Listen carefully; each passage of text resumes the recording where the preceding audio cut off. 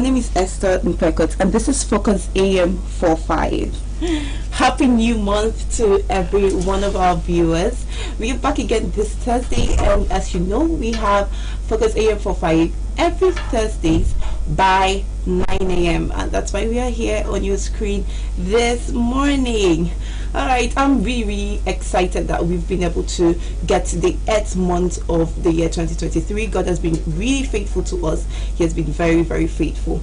And glory to Him for all He has done throughout the year. And I'm very sure, very, very certain that He's going to successfully carry us to the end of the year.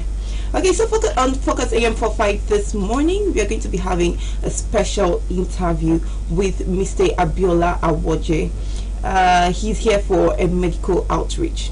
And right after that, we're going to be having the inspirational segment, one of my favorite segments, inspirational segment by Samuel Hussein. Samuel Hussein will be here to inspire us and to motivate us. And then there will be the State of the Nation segment. ID Gems will be handling the State of the Nation segment, and the guests will be revealed soon. Then, right after that, we are going to have the press by Bright Solutions and his gang. They are going to analyze the newspapers this morning, and we're going to talk about everything that's happening around the country and around the world. So I would love you to stay by your television set. Stay tuned. These and many more will be coming to you this morning. My name is Esther Mpekot. Thank you very much.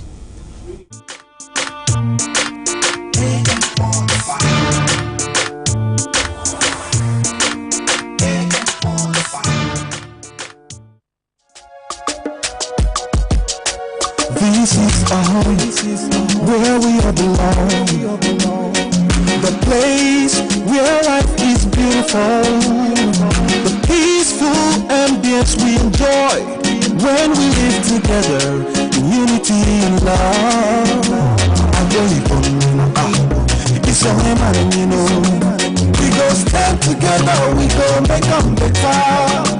We be brothers and sisters, no matter where we be. You know, it's only man, you know.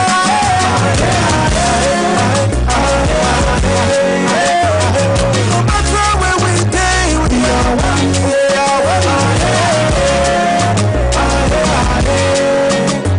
Let's live together in peace and harmony.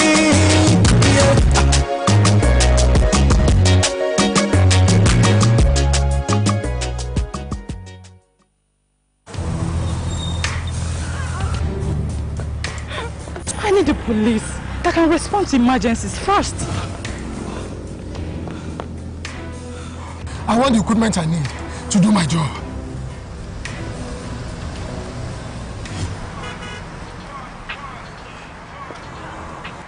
I want a police that won't harass or arrest me for no just reason.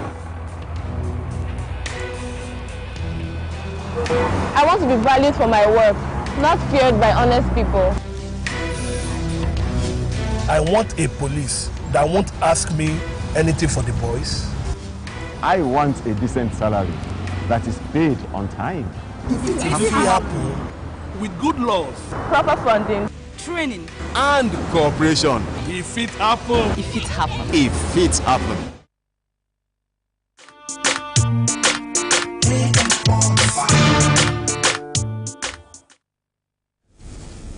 Okay, a very beautiful Thursday morning.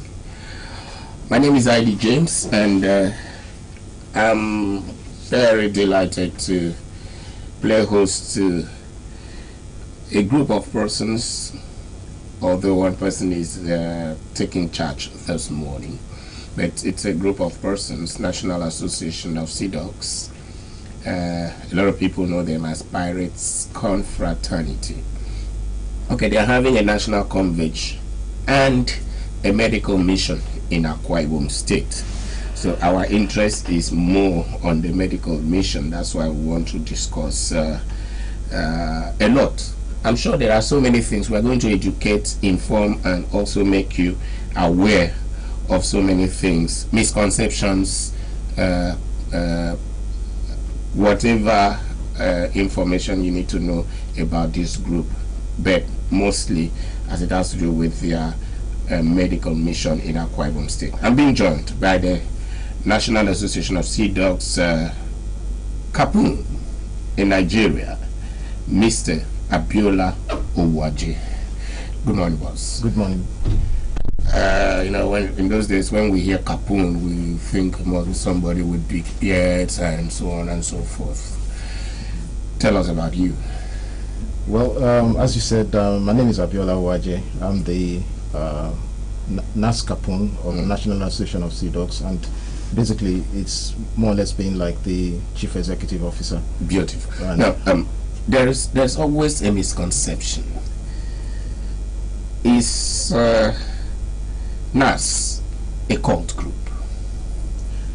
The association is a social advocacy group, and we're involved in human rights activism and so on. And what we do is to ensure that wherever we are, we look at areas where people are having challenges with their human rights abuses and so on and so forth, health challenges, and we do humanitarian work, so to speak. And we've been doing that for the past 70 years. And as far as we're concerned, we do not fall into the category that you have described, purely because we are an association that runs on a humanitarian level rather than being very obscure as one would want to think. Okay, a lot of people want to, because every opportunity is good so that a lot of misconceptions can be addressed. Let's look at the core values of NAS. What were the objectives? What are the objectives? Would you still say that those objectives are still tenable? The association was formed in 1952 by Professor Wole Soyinka and 6 others. And way back then, the reason why they formed the association was because they saw the ills in the society at the time, particularly when it came to the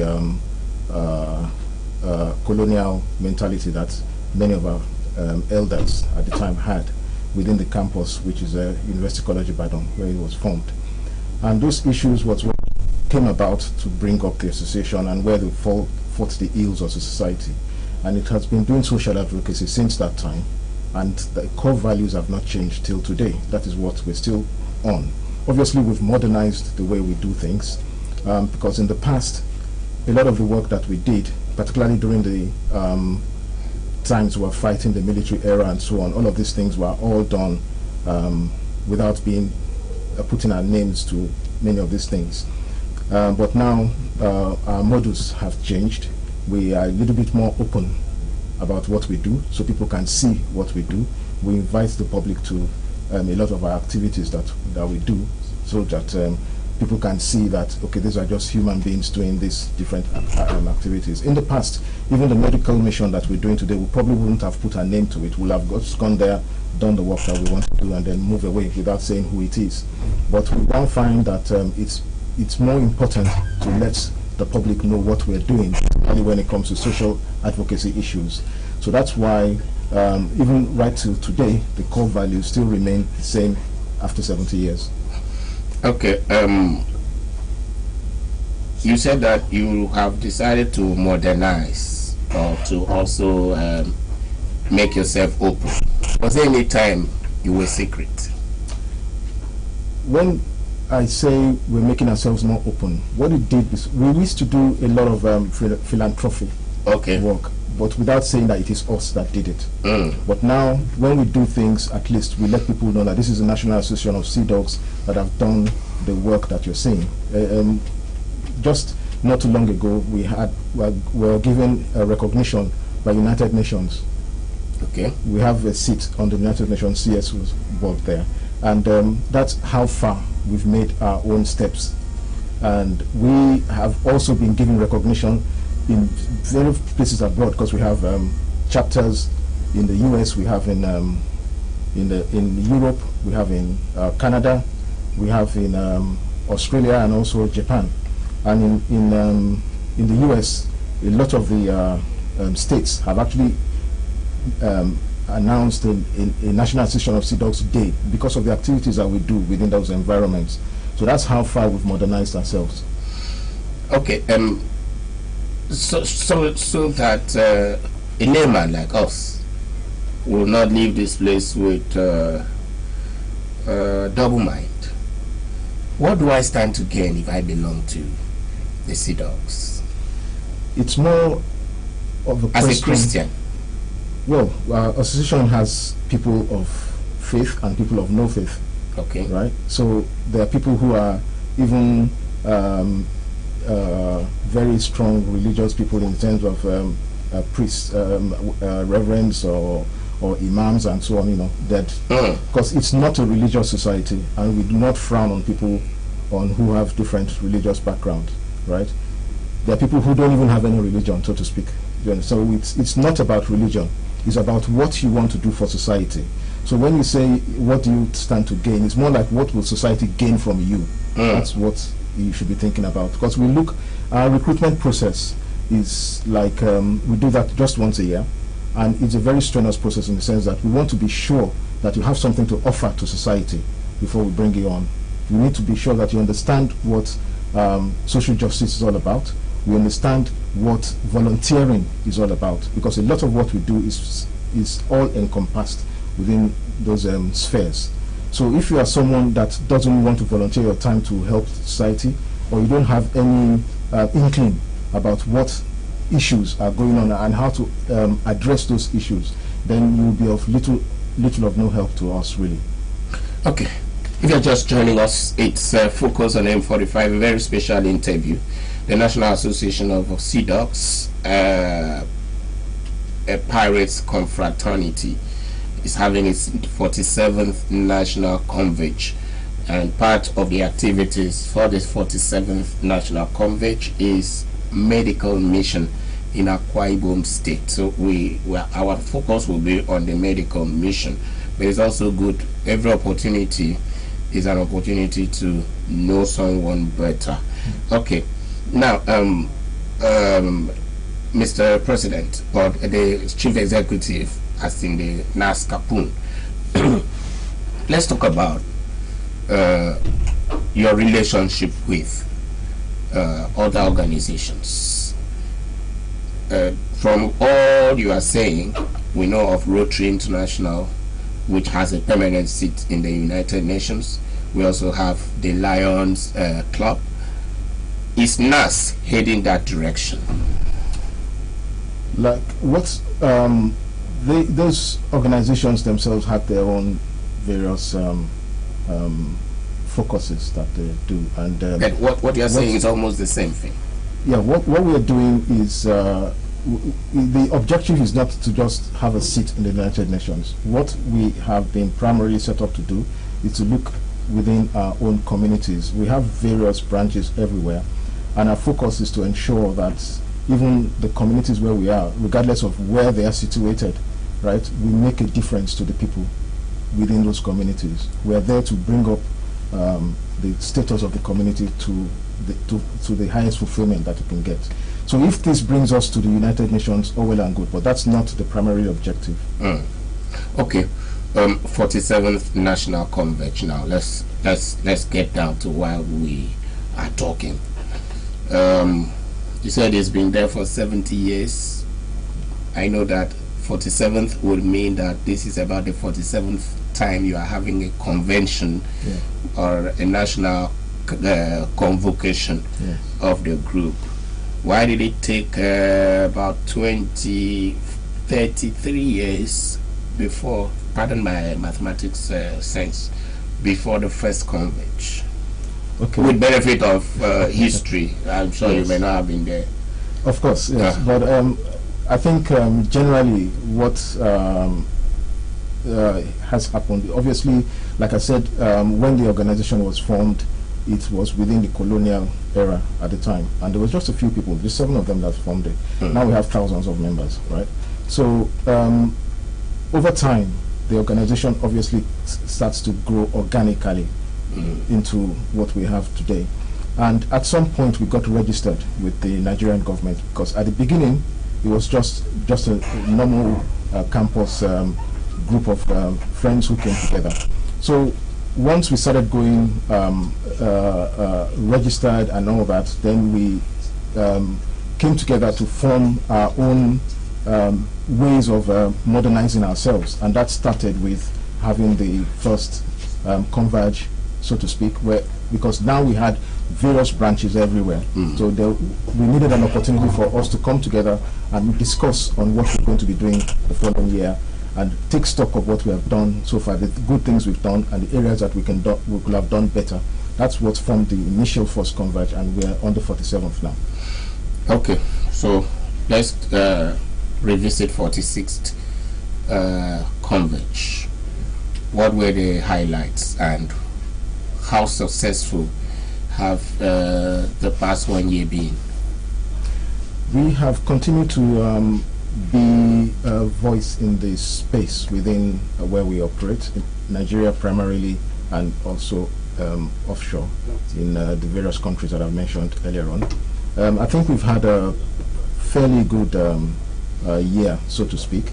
The elections obviously was something that we've tried to focus on to ensure that our program, which is called our Vote Counts, played a primary role during the run-up to the election, during the election as well, and even after the elections, because basically the program itself is meant to educate the citizens on their rights, the basic rights that they have to vote, to ensure that the follow-up is not just about voting alone, to ensure you follow up to make sure your vote counts by ensuring that you understand who your new legislators are, what they stood for before what they campaigned on before the election, and what they are now doing after the election, to ensure that everything, as they said, and why you voted for them in the first instance, is still in play. Okay. 47th National Convention. Why Akwa Ibom State? Akwa Ibom State is, we actually have our conventions spread across. Yes, every year. The last one was in Lagos, and we do this just to ensure that we have various opportunities to carry out different activities throughout Nigeria. Akwa Ibom State was just one of the states that was in line for us to be here, and we also do this medical mission on a quarterly basis as well, and we also have quarterly meetings which we all have in different parts of Nigeria and also outside of the country. The last one we did was held in London, and because of the branches we have abroad, we had to ensure that everyone is also in tune with what the organization is doing. The next one, where we are here in Akwa Ibom now, and we'll carry out these medical missions each time we have these meetings, the quarterly ones and the annual general meeting, and just to show that firstly we are giving back to society, which is one of the primary objectives that we have, and we do this to also assist the government as well, because we are very much aware that the government cannot do everything when it comes to healthcare. So we use this opportunity to advocate for better healthcare for the people, see what the issues are, and then provide as much support that we can. Everything is done free of charge, and our members that we have that are in the medical team, medical doctors, clinicians and so on, they all partake and volunteer their times to ensure that we give this treatment to the society. Okay, if you're just joining us, you can also join us on Facebook www.facebook.com/AKBC TV and radio. You can join us on Facebook Live, and then Mr. Abiola Owoje is the NAS Kapun, National Association of Sea Dogs. The 47th National Convention is holding in Akwa Ibom State with a medical mission. Okay, so let's talk about the convention in Akwa Ibom State. When is it starting, and what about the medical mission? So the medical mission is already... When is the convention starting? Well, the convention is actually an activity that goes over like 4 or 5 days. Okay. So then, but the actual meeting itself, the annual general meeting, takes place on Saturday. Okay. Right. So this medical mission taking place today is part of the Converge activities. Okay. We'll also be doing other things like there's some visitations that we have lined up as well, and other activities which include some of these relevant societal issues that we treat on a regular basis. That we're going to be doing that as well. So the main highlight would then be the annual general meeting that we have, and that kind of rounds up the activities for the converge. Okay, so let's talk about the medical mission. Yeah. What is in the envelope? The medical mission. Yeah. What are the activities involved in the medical mission? So what we quite often do is when we come to states and areas like this, we look initially initially look at what are needed within that environment itself, and quite often we find that people have a lot of high blood pressure. They have things like we check the blood sugar levels. We also do HIV screening, and we do a lot of other tests and so just to ensure that we have vitals of the people that we're looking to. We also give out free drugs to people, pregnant women and so on, that we come across during this screen and all that. And some people that we feel that needs to be referred to maybe hospitals and so on, we also provide support for that as well. Okay. Now, I've been informed that the venue for the medical mission is Primary Health Center, Akafort, Uyo, and it starts by 10 a.m. That means some minutes from now. Let's look at the beneficiaries, those who can come. How do you intend to manage, assuming you have 50,000 persons come out for this? How do you intend to manage it?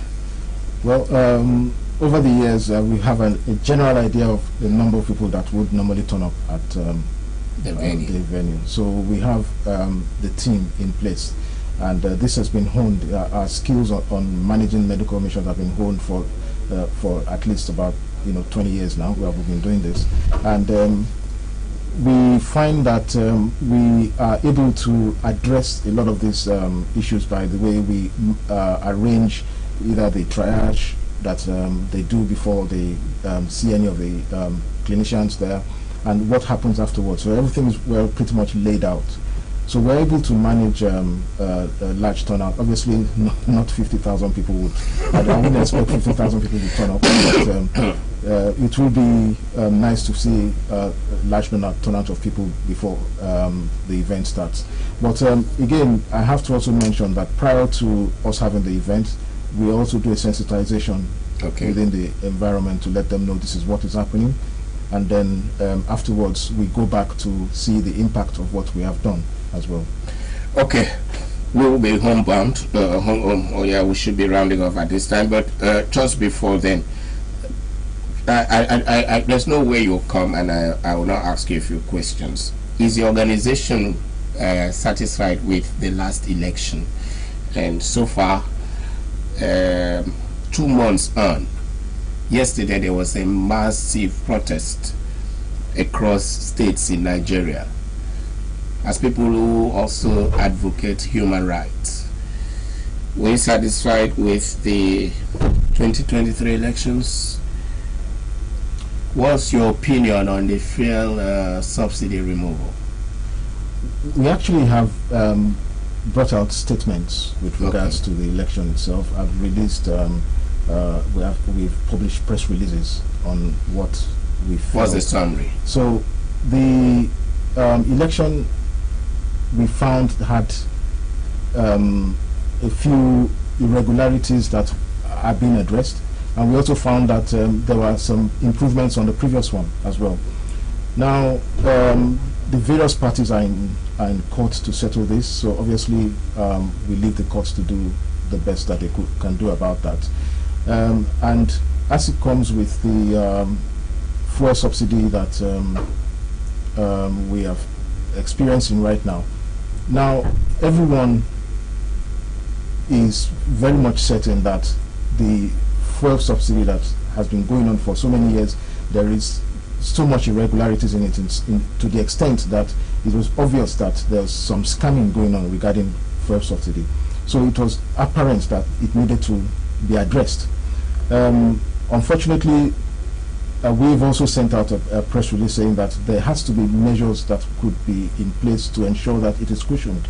When the first subsidy was removed, obviously it affected every single thing, and now we have a huge, massive inflation going on, which is what led to the protests that we're seeing right now. The government has had a meeting with the labor union, from what I understand. I think it was yesterday or so. I'm not quite sure what the outcome of that meeting is yet, so I can't really speak to it. But we're expecting that at least that there would be measures that will be put in place to make sure that this effect is really cushioned. Mr. Abiola Owoje, the NAS Kapun National Association of Sea Dogs 47th National Convention is taking place in Akwa Ibom State with a medical mission, and our main focus had been the medical mission, which is taking place at the Primary Health Center at Carrefour Uyo. Primary Health Center at Carrefour Uyo is taking place by 10 a.m. You are invited. I want to ask you this last question before we leave. You've been in Akwa Ibom State. How do you see us? I've been here many times actually. This is not my first time. And talk to us about it's always been a pleasure coming to Akwa Ibom all the time. The hospitality is absolutely something else. So it's something that I always look forward to. One of the things which I'm also looking forward to is to seeing the various sites around, and hopefully between now and before we leave next week, I'll be able to catch some of these sites. Yeah. Okay, so you'll be leaving next week. Yes. One more week on top of... No. Next week as in Monday. Monday. Yeah. Okay. Abiola Owoje, can you just tell us what else you want to tell us about your 47th Converge? I hope you are not recruiting us into it. Are you okay? I think you need to, as you are signing off, you should tell us. Are you inducting or initiating members, new members? Well, I said earlier on that our recruitment takes place once a year. Recruitment? Yes. Okay, you recruit? Well, we have members that apply to, people that apply to join us, and it takes place once a year, right? And that has already happened. So this is just a meeting for us to take stock of what we've been doing and what we intend to do. Wow. Yeah. Okay, so we want to leave it here, and I'm sure you came with a few persons you want to reach out to, you want to say hi to them. Those from well, the various offices and different people who are involved in arranging both the medical mission and the Converge itself, and they're doing wonderful work here, and really appreciate everything that they've been doing. Okay, so I think we can just leave it here, Mr. Abiola Owoje. NAS Kapun National Association of Sea Dogs. You are in Uyo. We hope that you leave Uyo happier than you came. Thank you very much. Thank you so much for having me. Okay, so that's it on that special interview. Mr. Abiola Owoje was my guest, and we believe that you have been blessed. But you can go to Primary Health Center at Carrefour Uyo by 10 a.m. and also have a test yourself, know what you have, and at the end you'll be treated or given drugs as it should be. That's it. Up next is Samuel Cyril on the Inspiration Moment. Stay tuned.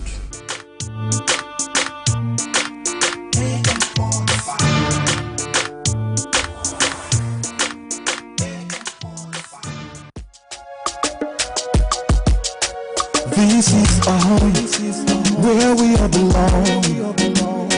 The place where life is beautiful. The peaceful ambience we enjoy when we live together in unity and love. It's all in you know. We go stand together, we go make them better. We be brothers and sisters, no matter where we be. It's all about you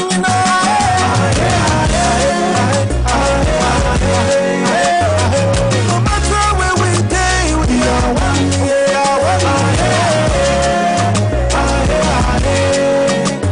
Let's live together in peace and harmony.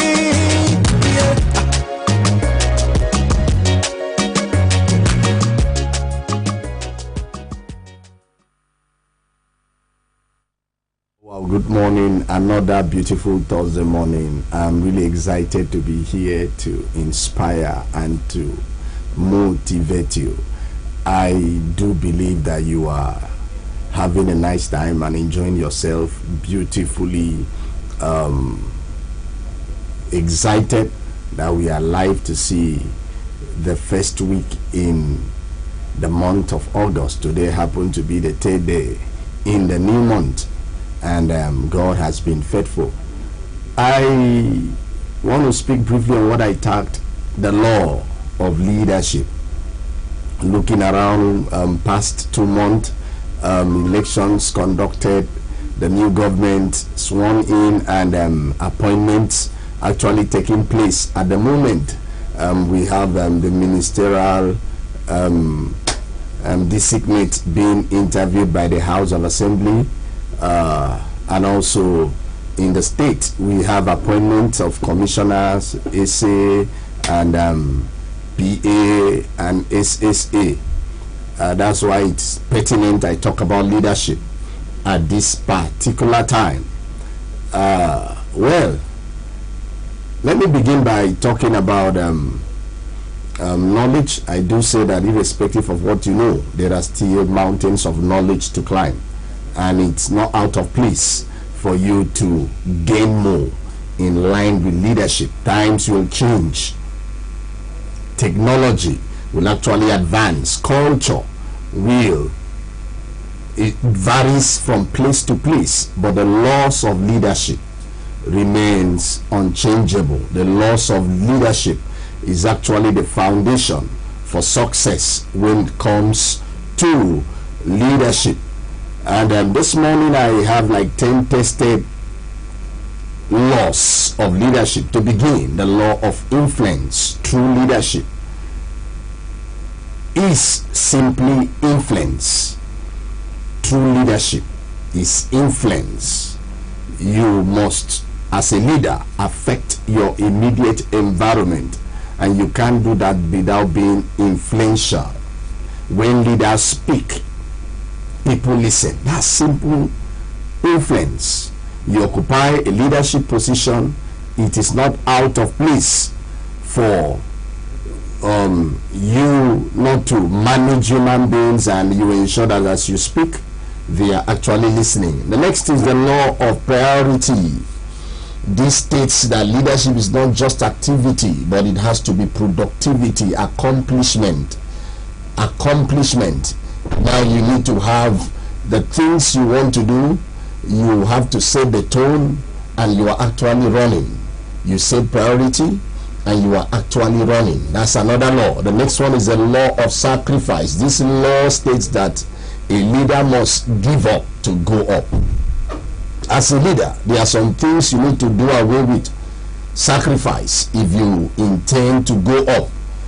The law states that to become a better leader, you need to think not just for yourself. You are thinking for the next person. You are actually thinking for those people you are overseeing as a leader. As a leader, your responsibility increases, and as such, you must do a lot of sacrifice in order to affect your environment. The next one is the law of timing. A leader does not show up at all time. You need to understand when and where and how to show up. You don't show up at all time. You just have to know that if you have to delegate some responsibility, and that's why we are seeing appointments. Now, it has to be a major case that will bring a leader out, and that's why it's not out of place for appointments to be made, and people must take the place of leadership, different offices to represent you as a leader. The next one is the law of empowerment. This law states that great leaders lead by lifting others. You can't do it all alone. One of us cannot be better than all of us. So what do? You just have to show the next person how it is done, and that is on the pedestal of empowerment. The next one is the law of attraction. this law is that you are who. This law simply states that who you are is who you attract. Who you are is who you attract. Now you need to draw from the wealth of your potentials and affect your immediate environment. And now, if you don't have a wealthy personality, you can actually attract wealthy people around you. Wealthy not in terms of wealth, but in terms of virtue, in terms of good value, in terms of character, in terms of behavior. Now, for you to have valuable people around you, then you must have had good value. The next one is the law of solid ground. This law states that trust is the foundation of leadership. What you speak must actually stick. And now you can't just be a leader that is talking and you are not walking your talk. Solid ground, and that is on the pedestal of being truthful. Your word becomes your bound in leadership. The next one is the law of victory, and this states that it's the responsibility of the leader to find a way for his team to succeed. As a commissioner, it's your responsibility to find a way for your ministry to succeed. As a minister, it is your responsibility to find a way for your ministry to succeed. As a PA, is your responsibility. Your assignment is to a people, to a person, not a people. The commissioner's assignment may be to a people, to a ministry, but as special assistant to, your assignment is to a person, and it is your responsibility to ensure that that person succeed. That is the law of victory. You don't allow your job suffer right in your hand, and you are not allowing the person that employed you to become a failure at the end of the day. It is unwise for you to be a leader and you spend all your time in the hotel room instead of spending time to treat files in your office. If such is actually taking place, and maybe you are in one office as a commissioner, a minister, then you have actually disappointed yourself in that position. And the law of leaders, the law of legacy, and this states that it's your responsibility as a leader to raise up another leader. This is very instructive. Your value as a leader is measured by succession. It is your responsibility. How dare you stay in that position for 20 years and you don't think of having another person occupy that same position? You feel that it can only be you, that if it's not you, then another person is not right. Let's think of succession, and that is how to measure our success as a leader. Succession is one of the key responsibility of a leader. You must think of passing it on. You must think of the next generation. You must think of building. I talked about empowerment, and that is what you have to do if you must become a reference, if you have to leave a lasting legacy.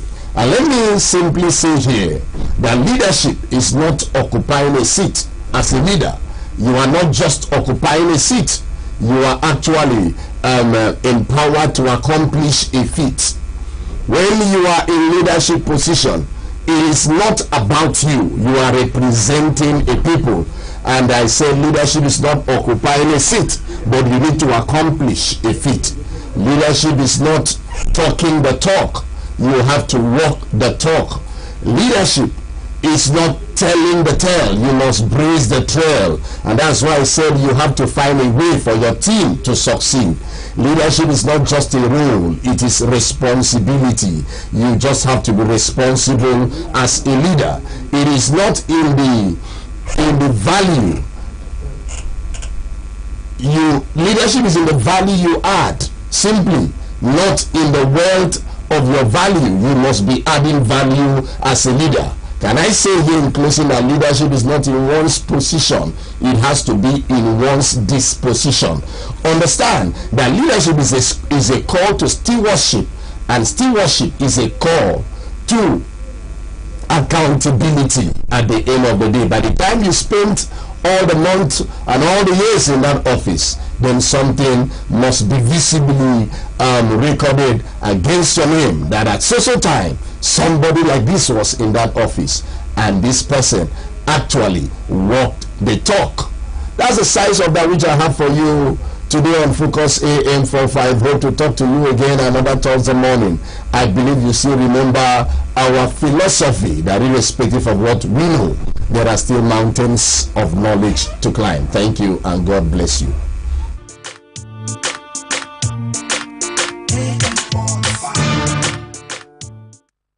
Do you know that you have the right to quality broadcasting? The National Broadcasting Commission says any person, group of persons, or organization aggrieved by the content of a broadcast or the conduct of a broadcast station may lodge a complaint to the station and write to the Director General, National Broadcasting Commission, number 20, Ibrahim Taiwo Street, Asokoro, Abuja, or send a mail via info@nbc.gov.ng. Please ensure that your complaint includes name of the broadcast station, title of the program, date and time of broadcast, and essence of the complaint. Also remember to include your name, address, telephone number, email, and append your signature. Note that your complaint must reach the NBC within 14 days of the queried broadcast. NBC, your right to quality broadcasting.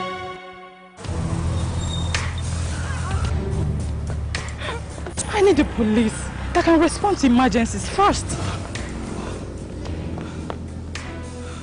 I want the equipment I need to do my job.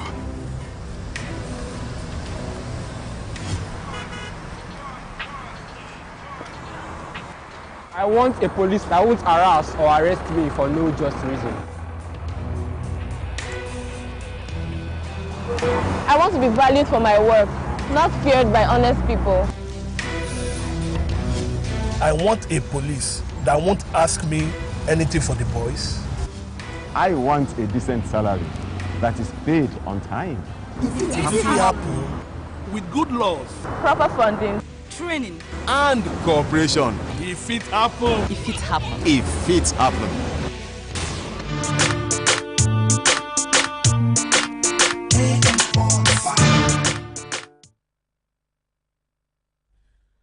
Welcome back to the show, and we are just touching left, right, center, and forward, trying to get the right buttons to do these things right. Leo Mana is already here. I did promise that one day I will actually bring him to come and talk about his ministry, and I'm sure he will be surprised that we want to talk about the ministry at the moment. Leo, good morning. Good morning, Mr. ID James. But before we talk about ministry, I think we can also talk about the protest of yesterday.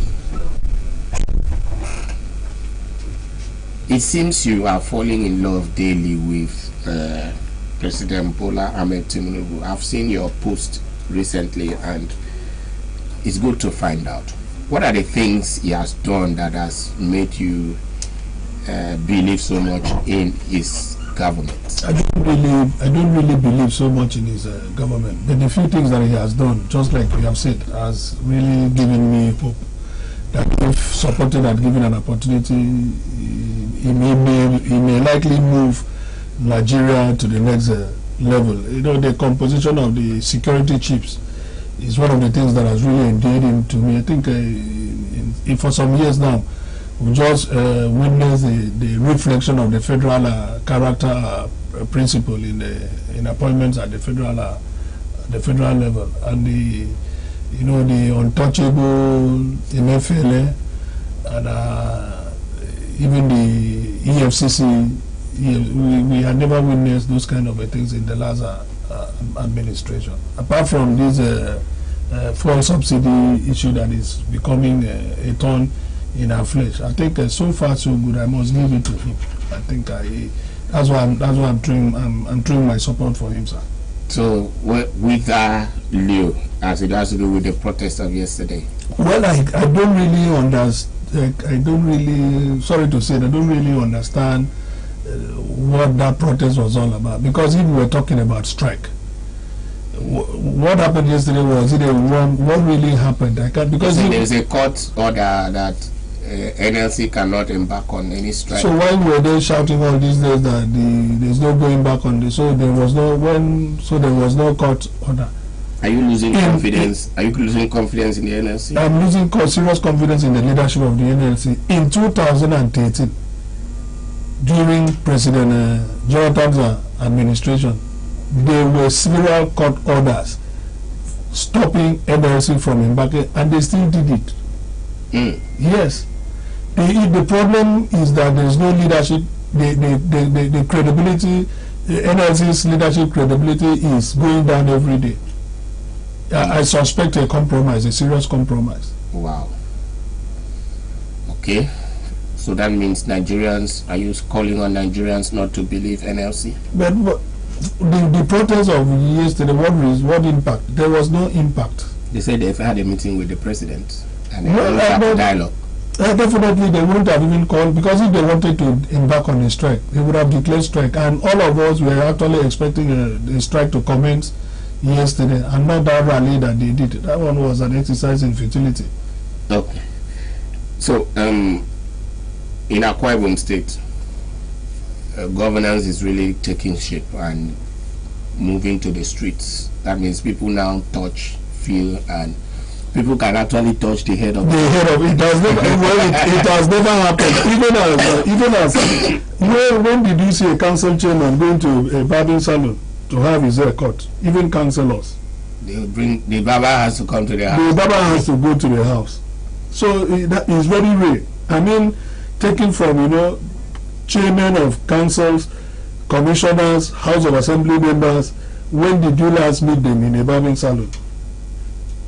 They have their executive, they have their hair cut, and so these little things matter in leadership. Things like this really endear him to people. That as a governor, he could so humble himself to enter into a barbing salon, have his hair cut, and you can imagine the guy that did the job, how he will feel. So it's really encouraging. That people in that level of leadership can simplify governance and leadership. That's my take on it. Okay, then does that really make people feel? Does that in any way play down on hardship? It doesn't. Hardship is one thing that is there. Whatsoever that you have done, if you don't do the basic things to really address the hardship, it has nothing to do. But to me, he has given people hope. He stops the convoy, alights from his car, talk to all those street women selling by the streets, encouraging them. He has his style. There's a complete departure from what we used to have before the first 100 days, doing groundbreakings here and there. Even when at the end of the day, the ground that was broken is still broken till then. There's this departure. Like yesterday, I went to buy something along Rapanande. By the entrance of a Kaitiam to Udomana, it was blocked. So when I passed, it's like the person knew me, beckoned on me. I had to stop. He said, are you going too far? I said, what is happening? He said, there's a road construction that they have commenced. Road construction of Bendia Road. Bendia Road, and even they are opening gutters in the main Udomana. Wow. Yes, big gutters. I said this is because I saw when the governor went and flagged open. So work has actually commenced. Those are the things we want to see. I'm praying for the governor for money, for resources to flow, so that all this accessibility to people could be backed up with a release of funds into the hands of people to really feel his government. Okay. Leo Mana is my studio guest. Today we didn't want to talk about governance, but there's no way you will come and we don't talk about governance. Just yesterday I stumbled on stuff that your department was organizing a workshop for the judiciary. For the judges. Yeah. For the judges. Do judges count money? They may not count money, but they are part of the people that generates money for the government. Okay. You know, because I think because if we have revenue courts, who sits in the revenue courts? We have judges there. Okay. You know, so what the establishment is trying to do is to bring them at par with the contemporary legal laws, revenue laws in the nation. That's why we carefully brought experts to handle the training session. And have you also made them know that I hear there are some fines that are still 17 naira? Definitely, I think even 20 naira, even they are still so bad. But our laws are like that. They are obsolete. That's why I believe that immediately after this training, that some of those laws will be reviewed in line with the inflation, in line with the realities. Realities, like in what is happening in sister states, Cross River and River State. Okay. Well, you know, as I said, we didn't. I didn't want to bring you to talk about politics. I brought you so that we can laugh and share Ankara, as it has to do with the ministry. I remember earlier this year, or during the early part of this administration, you said that their rights agenda has truly accommodated your ministry in the area of tripartite relationship as a government, ministry, and bachelors and spinsters. Let's talk about it. Very recently, the economy has not really allowed people to visit the temple as it should be. Do you attribute that to economy or? Tell me. That's why I don't really. My first question would have been: do you agree? Yes, you know, because nobody can venture into marriage without money. You know, that one is, you can't count that out. No matter how spiritual you may be, there are a lot of things that you need to do with money. But people are still coming. Like yesterday, day before yesterday, 2 ladies came to my office. One of them, I had never known her. I never met. She's not even my friend on Facebook. And said that she wanted me to come and be the chairman in a traditional marriage. One medal, like that from a Timeko. You know, people are still coming. You know, like this morning, somebody called me that he just came into Wio to see the family of the bride, that he would love to stop by the temple. People are coming. You know, let nobody give you any excuse. Even as at the time that we two of us got married, the things were still rough. The economy was still bad. So, failure to marry should not be blamed on economy. There has never been a time in Nigeria that the economy has been good. It has always been like that. Okay, so very recently too, somebody was trending Sultan Mima Henry. Okay, the 70, I think 50, no, somebody is 57-year-old Sultan here. The only bachelor that is a village head, you know what?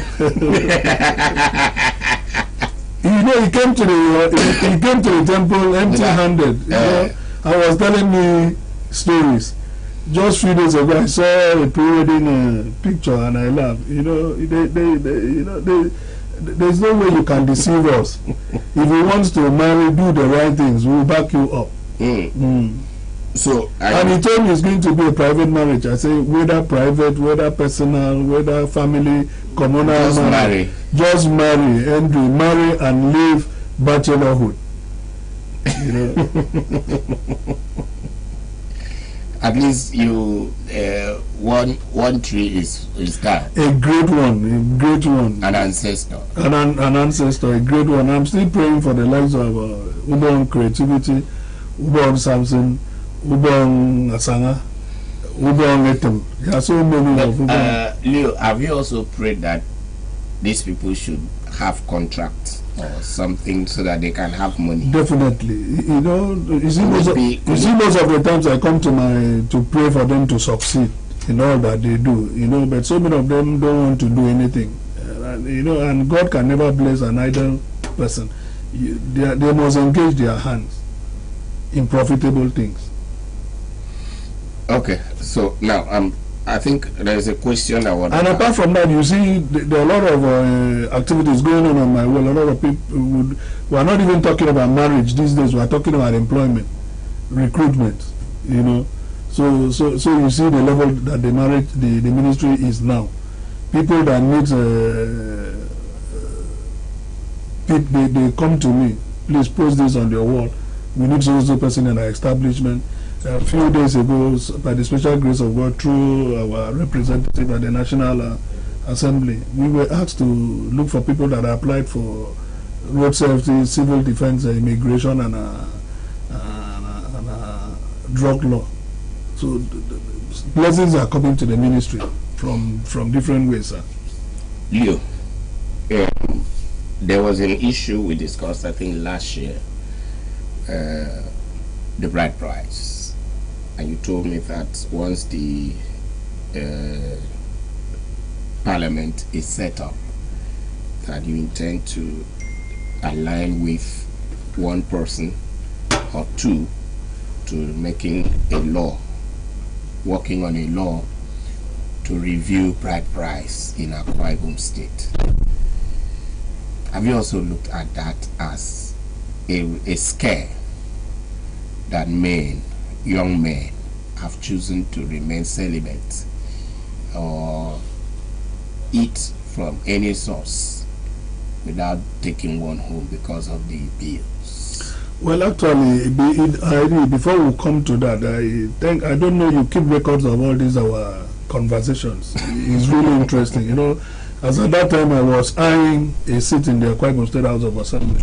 But even though that I'm not there, this not just the bride price, the traditional marriage list. We wanted to look at it.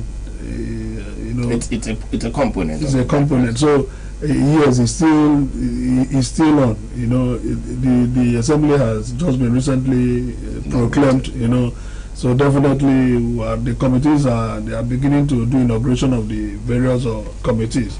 So I'm studying what is happening in the assembly and where to channel the bill. True. The issue of the bride price is not really a general problem in Akwa Ibom State. It has to some local governments. For example, my wife is from a Sinudin, and what I paid as a bride price was I paid 5 naira to the father and I paid 3 naira to the mother. Wow. So what about the list? The list was not long. Okay. Yes, when I went, I did not even go to argue the list because it wasn't long. Wow. And that has been adopted as a standard list in that family. After my marriage, the second person that got married and the third person that got married, they did not have issues on the marriage list. But that's, you know, that is not obtainable like a local government like a Timekbo. Because I know how I followed the one bachelor to a Timekbo. I saw a lady's bike, I saw a wheelbarrow, I saw a generator.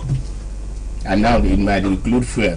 Petrol. Yes, I think because there's no way you can give generator without giving fuel. Ladies' bike. You know, and I saw entertainment money. I saw ink.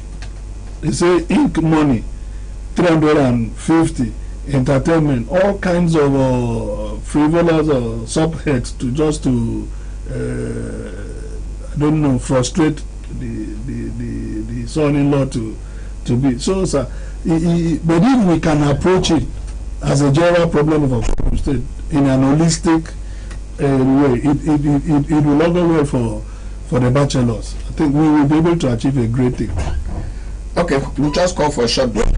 When we come back, we will be looking at other avenues outside the House of Assembly, how we can also influence this. Please stay tuned and don't go anywhere.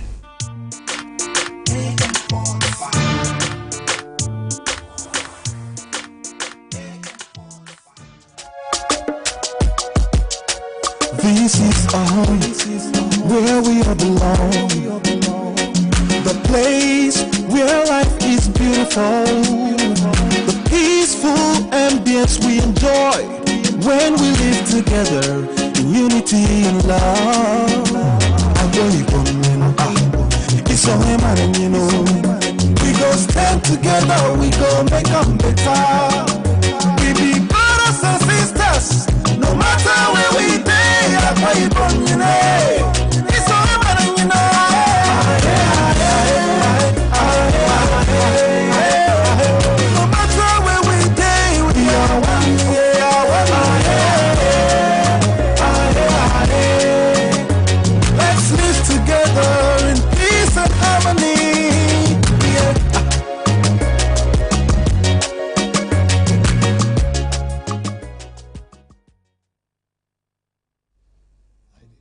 Carry on.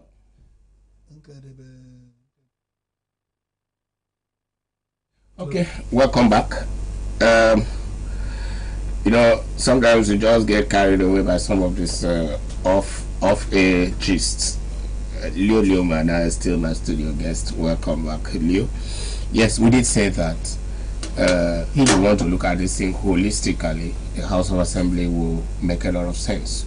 But while waiting for the House of Assembly, if you have been able to pinpoint a few local government areas with exorbitant lists, since we cannot control where people fall in love, is there no other way the ministry can embark on sensitization, either to the palaces of the Yes, I think immediately you mentioned that. I think that when we'll be going to meet with the suburb, the one that is in charge of all the traditional, yes, I would love to invite you to be part of it. Okay. We can start from there. Yes, we need a delegation to possibly pick one or two bachelors from Sirubium. Okay. Don't you think the elders of the ministry, like the the elders of the and the good thing, like Pastor Ebison is from Sirubium. So Pastor Ebison, the wife, Blessing Ebonguko, Nestor Udo, Dr. Nestor, those Ford Ebon, Victor Ontai. Definitely love them to be part of it. I think it will make a great sense. Without attempting to mention names, I know that Courage Bone wouldn't be very angry if I say that when we went to Okobo, they almost killed that young man with a list. And I don't even think he's happy. Each time he remembers that incident, I don't think he's a happy man. But the good thing, he got married through the intervention of some good people like Victor Ontai, who actually came in and stood in the gap for him. A lot of them passed through a lot of things, For example, when my cousin went to marry from me, I think that village the community is close to Ikorabasi. The kind of list that they gave to him, do you know that after the traditional marriage, my cousin had taken a decision he will never had anything to do with the family. Even when the father of the wife died, he didn't go. Because of the kind of treatment that they gave to him. It's very bad. Which is very bad. Marriage is not a day's event. And marriage is not even a scare. It's supposed to be a friendly embrace. It's an embrace, bringing two families together and you encourage them. As I'm always, at any point in time, my mother-in-law calls me. I receive her call with joy. I'm not scared of whatever she's going to say. Anytime she calls me, I'm always very happy. And she will be praying for me. That's the way it should be, encouraging me. How about my daughter? How about my grandchildren? I hope they are fine. My son-in-law, we are praying for you. God will bless you. And you just be saying amen, My mother-in-law still fuels my car. That is, so I always feel indebted to that woman because of the kind of love she has, not only for me and to other sons-in-law, Then, don't you also think, now that you've given us case studies of the Synodum, Itu, as places that bride prices are not very expensive? Where's your wife from? My wife is from Uyo. Okay, so why did you mention it too? That's where I'm from now. Okay, definitely, yes. There's no way you can talk. I'm not married in Itu, but I'm sure since I have given I've not even had any complaint about Itu. Yeah, because I know when my sister was married. The case study in the ministry is Etumepo. Orowanam. Why are they all in your senatorial district? I don't even know. Okobo. And some part of Abak. Because these are places that I have actually gone to.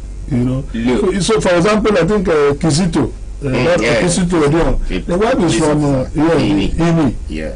You see how happy the marriage is. See, every day is growing younger. And if you visit him, you see how the atmosphere of peace in their house. You see the family of the bride there. Any little thing, they're always there playing. That's the way it should be. Not a situation that when your father or mother-in-law comes to your house, your countenance will will change. It should not be that way. But that should not be any way scare these young men. And when you see a beautiful girl in Uyo, ask her where she comes from. But you know, sometimes you fall in love before even asking the name of. You know, because I followed one young man, Ito to Nsireta. He did not even know the road to the father-in-law's place because they met in town. You know, and the father was living or still living in Uyo, so the introduction was here in Uyo. You know, but the main marriage must be done in Nsireta. So when we wanted to pay, you know, go to give the items, we were supposed to go to Nsireta. We missed the road to the place, and I asked him. He said, "This is the first time." You know, we miss our route to the family of the. So I came back and said, when you meet any woman in Uyo, tell her to take you to where she comes from, so that you'll be able to know. But you know, sometimes the point of meeting is not the point of marriage. So it is. But these are the critical questions that must be asked to avoid embarrassment, like we faced that day. Okay, Leo, how do you advise in your ministry? Somebody says upon going to the family to marry, they say when the woman dies, you have to return her and bury in our village. What kind of culture is that? You know, these are some of the traditions that we must speak against. You know, I know there are some villages in the Senonim that still does that till today. Because I remember one of my uncles got married. I've heard also in Srata. Yeah. You know, so on the burial day, the family came to carry the corpse. There was a serious problem. Another thing is that if they must allow you to bury her, there are some certain items you must give to them. What's that? So when did the culture? Who twisted culture? You know, that's we were born into it. But I think, thank God for Christianity. Even when Christianity came. Some of them, they didn't. The culture refused to accept Christianity in that area, which is still a problem. So that's why I think evangelism should not be in Uyo. Evangelism should be taken to the interior. You know, for them to really embrace Christ. You know, everybody concentrates in Uyo. Everybody concentrates on social media. So many people in the communities, they don't know what is Facebook. They don't know what is Twitter. They don't know what is Instagram. All they know is what their father used to do and their grandfather. So they still stick to those things. You know, do you know, as I'm talking to you, there are some people that still pour libation. And some I even do it inside church. And some they do it inside church. Yeah, you know, all these people that are doing assignments, they do it inside, you know, whether it is hot drink or anointing oil, it's a libation. Libation is libation. Because you don't even know what you are pouring into. So they invoke all kinds of spirits in the name of deliverance to victims. Okay, Leo, let's say we can round off by answer this other one. You said something and it's very, very striking. We may know that some of these guys are scared of marriage. What should the already married do to encourage bachelors to embrace marriage? I think very important question. You know, some of our marriages are not encouragement to these young people. You know, because definitely, you know, a lot of marriages, people are complaining here, and the treatment the husband gives to the wife and what the wife gives to the husband. You know, so our marriage should be like a model, as a source of a motivation and inspiration to them. I know what most of these people, when they come to invite me to be their chairman, I say, why do you say? Because I want the same grace that you are enjoying in your marriage to flow into their marriage. So our marriages should be like a reference point to all these young men. But none of them has actually come to me to say they don't want to marry, because all of them always tell you they have not seen a woman. Yeah, because maybe the experience they are getting from outsiders. You know, another problem that we have is that in where we come from, we promote negativities. Yeah. You know, in the marriage that is working, nobody will want to talk about it. The one that is not working or has a little, that is the one that people will amplify. For example, last week ago, I stumbled on a post by Idoya Yunumana about the lady that made first class. And I saw it was not trending. It wasn't. You know, that from that morning to even on that day, I think when it was few likes, and the comment was very scanty. I said, let me. So I posted it. A lot of comments, you know, and also I even had to repost it again that I had expected this very one to trend. You know, because if that girl had was, you know, if it was a negative news, people would be inviting people, come, oh, it has happened. Do you have data? Take, you know. So we tend to promote negative news more than positive news. I don't know if it is like that in other climates, but here in Akwa Ibom State, if you are doing well, nobody is interested in you. But the day you make mistake or anything or any error, my dear, you are in for it. Okay, now we also have another very strong issue that I thought you should talk about: violence. We see men being abused also by women. We hardly talk about it. Remember, there was a time we also talked about men cheating, until somebody whispered on Facebook that they should carry out DNA tests, and almost hell was let loose by some married women who asked from which pit of hell did this issue come from. Now, what is your ministry doing to also make women know that faithfulness is scriptural? I don't know where some of these strange doctrines or behaviors came from, because you know, because that fear is no more there. Just not apart from the fear of God, fear of men. You know, I don't even know when it becomes a tradition that somebody can behave especially in marriage. I don't know where it came from. Is it somebody talked to me? Is it oracle that those who got married before, if you got married between 2005 and 2012, those were when marriage was marriage. Oh, thank God, I'm included. Okay, you are included. I carefully brought that in.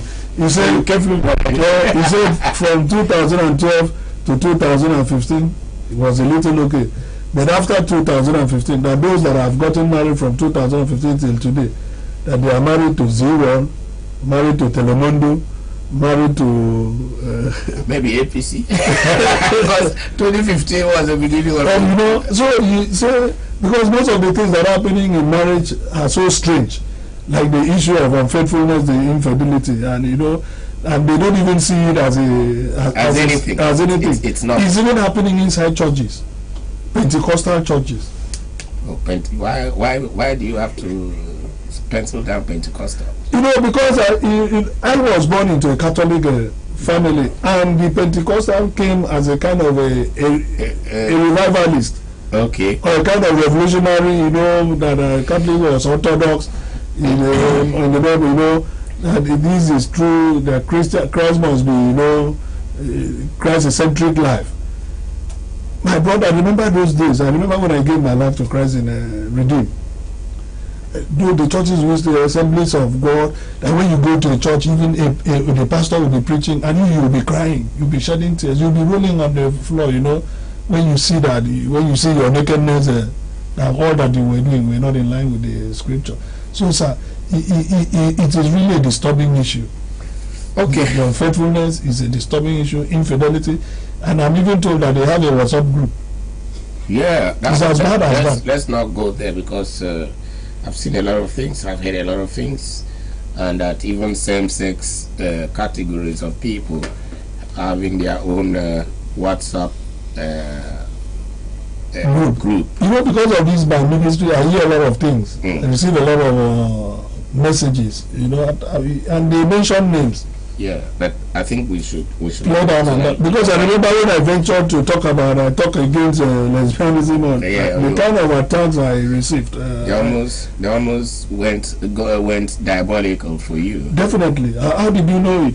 Yeah, I do. I'm a spirit man. You know, apart from that, I was bound. It wasn't easy. They even conspired with Mark Zuckerberg to do it. Okay. They were sending messages to people to ask information about me, blah, blah, blah. I was just laughing. That's the kind of society that we have. No, I'm telling you, so many people came inbox to tell me a lot of things. You know, when somebody said they should go for DNA test, some married women told me I should do everything to discourage that.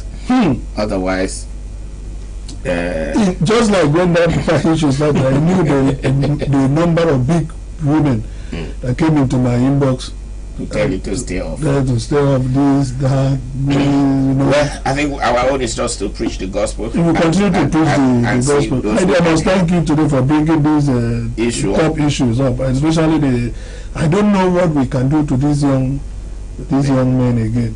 You know, put up a program. Definitely, if I want to wait for this that happen, there's no way that we will not do a program this year. There shouldn't be one. It should be quarterly. Sensitization.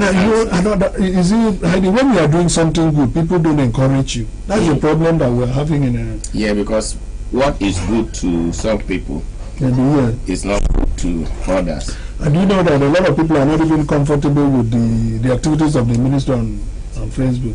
It's becoming too popular. They didn't call you, so they didn't. That one is true. I like the way you put it. They didn't call me, and I didn't call myself. And what I'm even doing on social media, I don't even know. But I thank God for the result. The result is producing. You know. Okay, no, I think we should leave it here. See you next time. We'll still gather and do more, because God has been faithful. 2023, August 2023, we are heading there, and we know that. Okay, this is August too. This August. The year is winding up now. So you should plan something for the year and make it a week-long activity where you can visit paramount rulers, traditional rulers, community leaders, religious leaders, to talk about marriage and how it should work differently in Akwa Ibom State. Some states, government have picked bride price for 20,000 naira and nothing more than in Benue, the marriage, traditional marriage maiden court has been between it must not pass 250,000. You see?